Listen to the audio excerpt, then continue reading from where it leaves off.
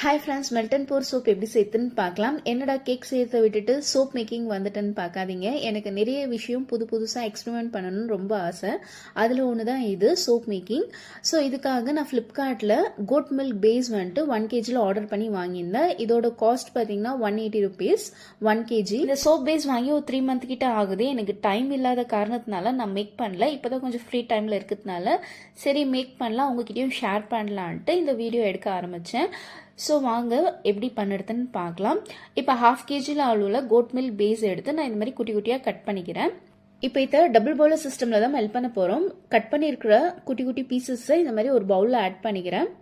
இதுக்கு நீங்கள் goat milk base soap தான் வாங்கணுன்ட்டு இல்லை, கிளிசரின் பேஸ் சோப் கூட வருது. நிறைய விதமான பேஸ் சோப் ஃப்ளேவர்ஸில் கூட வருது. அது எது வேணாலுமே வாங்கி நீங்கள் யூஸ் பண்ணலாம். இப்போ நான் டபுள் பாய்லர் சிஸ்டம்ல வச்சு மெல்ட் பண்ணிக்கிறேன். பாத்திரத்துல தண்ணி வச்சுட்டு அது பாயில் ஆகிற ஸ்டேஜ்ல நம்ம கட் பண்ணி வச்சுக்கிற சோப் பேஸை அது மேல சேர்த்துக்கிறேன். இப்போ ஒரு ஸ்பூன் வச்சு நம்ம மிக்ஸ் பண்ணிட்டே வந்தா அந்த சோப் பேஸ் வந்துட்டு மெல்ட் ஆகும். உங்ககிட்ட மைக்ரோவன் இருந்தா அதுல கூட நீங்க மெல்ட் பண்ணிக்கலாம்.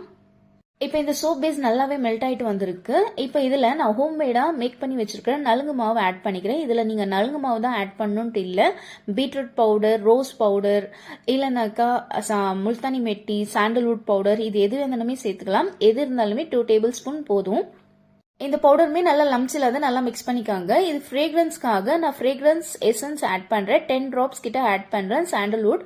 அது கூட விட்டமின் இ கேப்சூலுமே ஒன்று ஆட் பண்ணுறேன். ஸோ இப்போ இது எல்லாமே நல்லா மிக்ஸ் பண்ணிட்டு நான் சோப் மோல்டில் ஆட் பண்ணிக்கிறேன். உங்ககிட்ட சோப் மோல்டு இல்லைன்னா பேப்பர் கப் இல்லைன்னா பிளாஸ்டிக் பாக்ஸ் அந்த மாதிரி கூட நீங்கள் சேர்த்துக்கலாம்.